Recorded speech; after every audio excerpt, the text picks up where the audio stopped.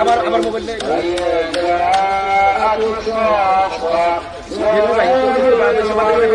Bogura media culture সোসাইটির উদ্যোগে BNP chairperson আলোকচিত্রে প্রদর্শনী এবং সেই প্রদর্শনী পরিদর্শন করছেন বিএনপির স্থায়ী কমিটির সদস্য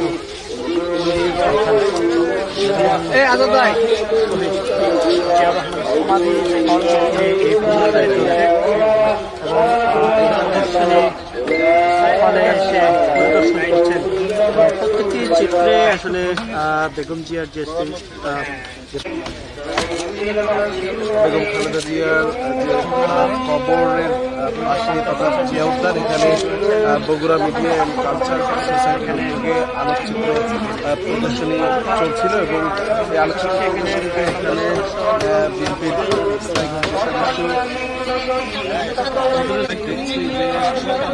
বিএনপি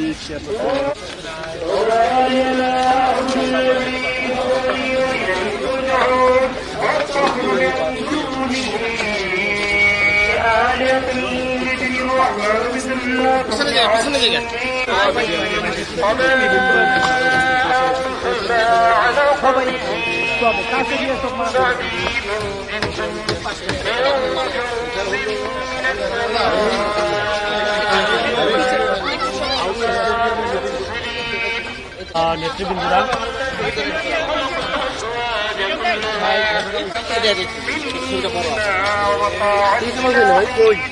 وإذا قيل لهم اتقوا ما بين أيديكم وما خلفكم ولعلكم ترحمون وما تأتيهم من آية من آيات ربهم إلا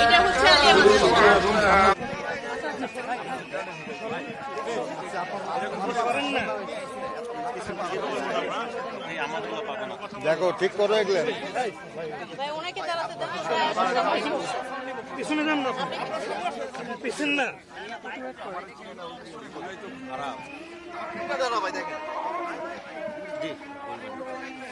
জি,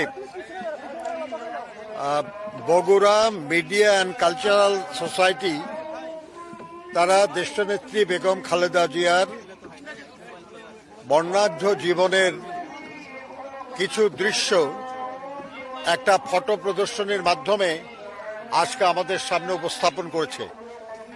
আমরা তাদেরকে আন্তরিক ধন্যবাদ জানাই যে তারা আমাদের নেত্রী, বাংলাদেশের গণমানুষের নেত্রী, গণতন্ত্রের মাতা বেগম খালেদা জিয়াকে জনগণের সামনে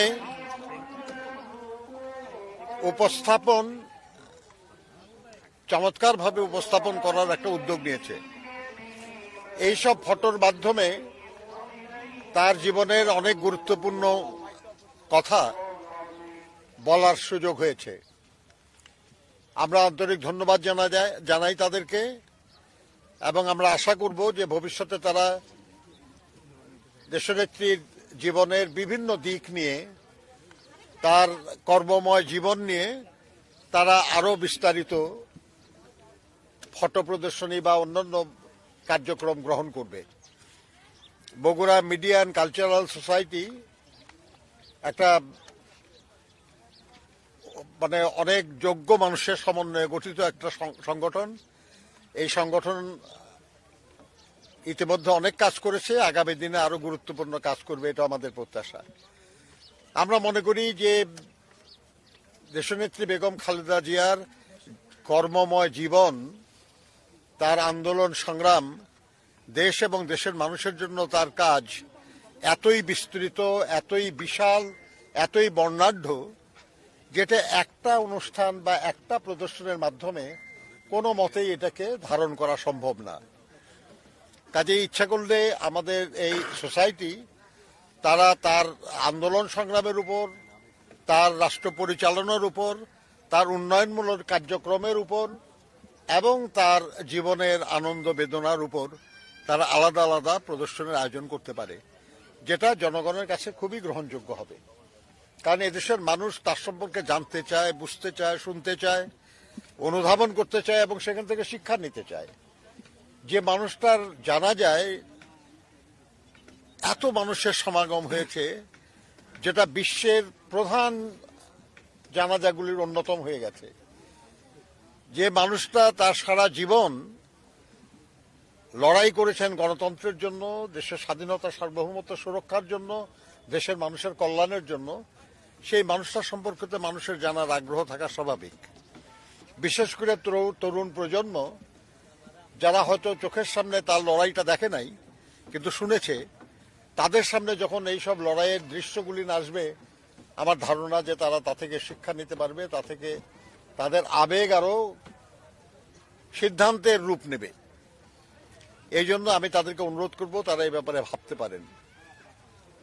আমি আজকের এই দিনে দেশনেত্রী বেগম খালেদা জিয়ার স্মৃতির প্রতি শ্রদ্ধা নিবেদন করছি এবং আল্লাহর কাছে শুকর করি যে তার রাজনৈতিক জীবনের প্রথম থেকে শেষ পর্যন্ত তার পাশে থাকার সৌভাগ্য হয়েছে আমাদের।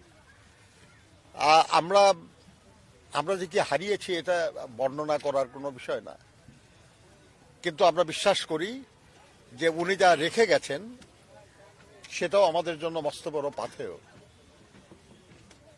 সব রাজনৈতিক নেতা উত্তরাধিকার রেখে যেতে পারেন না। আমাদের দেশে আমরা দেখেছি শেরে বাংলা ফজলুল হক, হোসেন সৈয়দ সোহরাওয়ার্দীদের মতো বিখ্যাত মানুষরা তাদের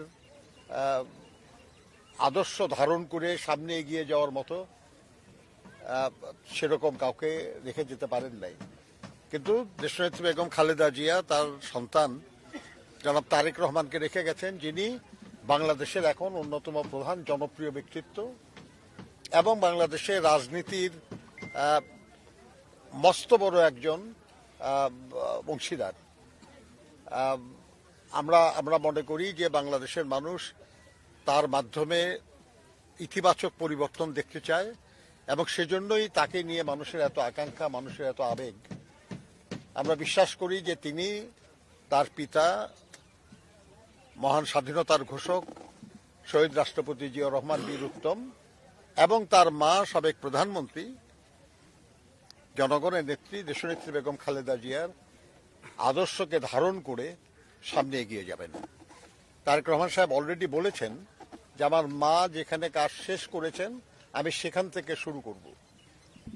আমরা মনে করি যে দেশ এবং দেশমাতৃকার জন্য দেশনেত্রী যা করেছেন সেখান থেকে শুরু করে এটাকে আরো এগিয়ে নিয়ে যেতে পারলেই শুধু দেশ এবং দেশের মানুষের কল্যাণ হবে।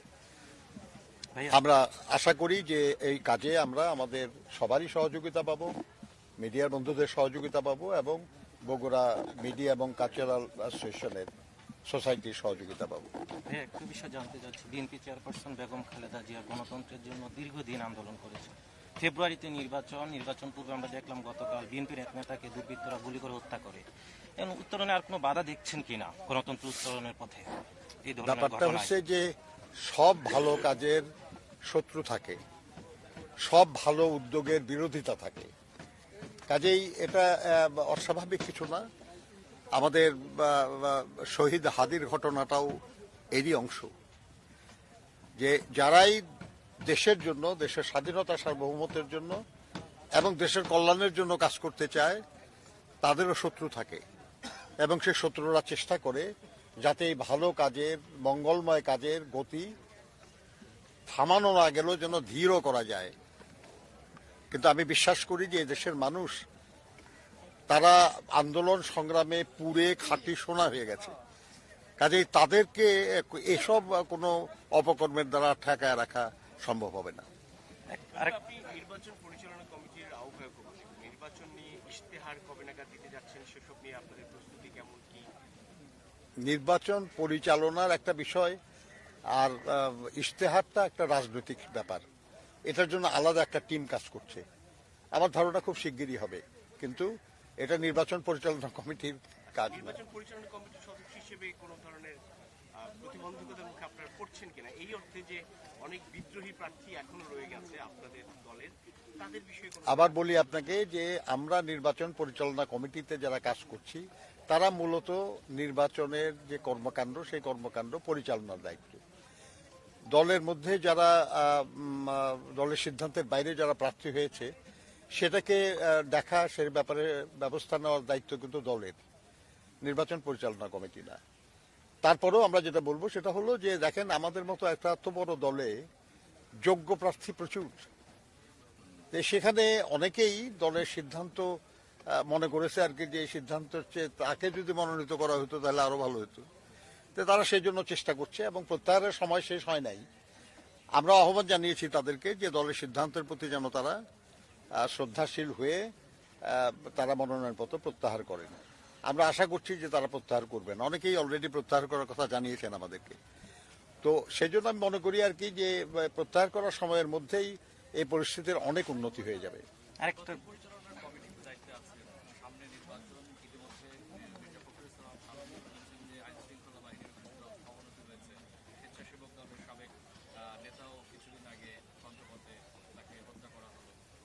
সার্বিক আইন শৃঙ্খলা পরিস্থিতির কোনো চ্যালেঞ্জ দেখছেন কিনা নির্বাচন সুষ্ঠুভাবে হওয়ার জন্য? দেখেন, একটা নির্বাচন সুষ্ঠু হওয়ার জন্য আইন শৃঙ্খলা পরিস্থিতি স্থিতিশীল হওয়া, উন্নত হওয়াটা তো গুরুত্বপূর্ণ ব্যাপার, কোনো সন্দেহ নাই। আমরা অনেক আগে থেকেই বলে আসছি এটা, এবং সরকারকে আমরা বলেছি যে তারা যেন এ ব্যাপারে প্রয়োজনীয় উদ্যোগ নেন। এই ব্যাপারে আমাদের জন্য যে সহযোগিতা করা প্রয়োজন আমরা সেটা করতে রাজি হয়েছি এবং আমরা সেটা করছি। আমরা কাজ আমরা এমন কিছু করছি না যাতে নির্বাচনের আগে কোনো আইন শৃঙ্খলা পরিস্থিতির সৃষ্টি হয়, কিন্তু দৈনন্দিন আইন শৃঙ্খলা পরিস্থিতি রক্ষার দায়িত্ব তো সরকারের।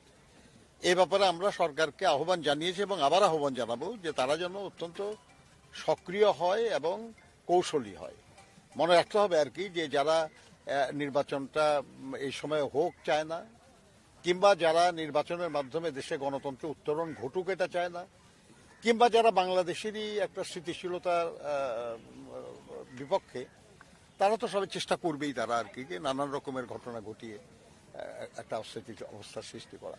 কিন্তু আমরা ধারণা করি আর কি যে সরকার প্রয়োজনীয় উদ্যোগ নেবে এবং আইন শৃঙ্খলা পরিস্থিতির উন্নতি হবে। আরেকটা বিষয় জানতে চাচ্ছি, সামাজিক যোগাযোগ মাধ্যমে একটি বিষয় নিয়ে আলোচনা হচ্ছে। আমরা জানি ছাত্রদল বৃহৎ একটি সংগঠন, কিন্তু বিশ্ববিদ্যালয় কেন্দ্রিক নির্বাচনগুলোতে তারা কাঙ্ক্ষিত ফলাফল বা আশানুরূপ ফলাফল করতে পারছে না। এই ক্ষেত্রে কি দলীয় ফোরামে আলোচনা হচ্ছে এইসব বিষয় নিয়ে?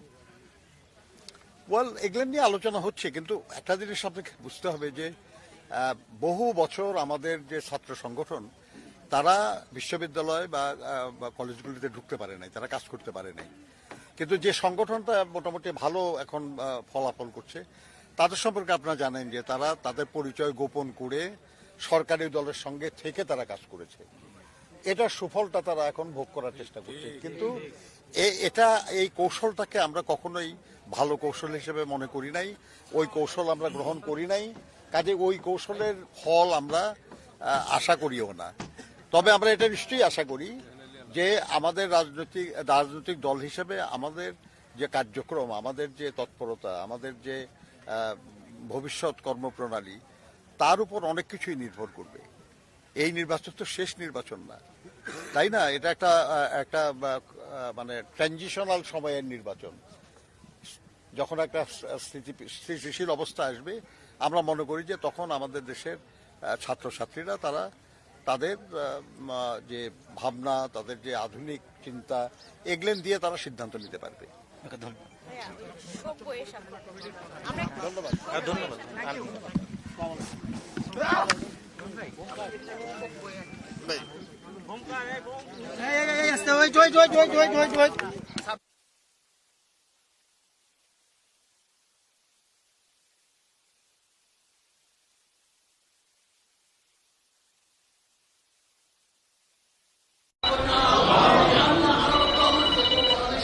ঘুম পাচ্ছে।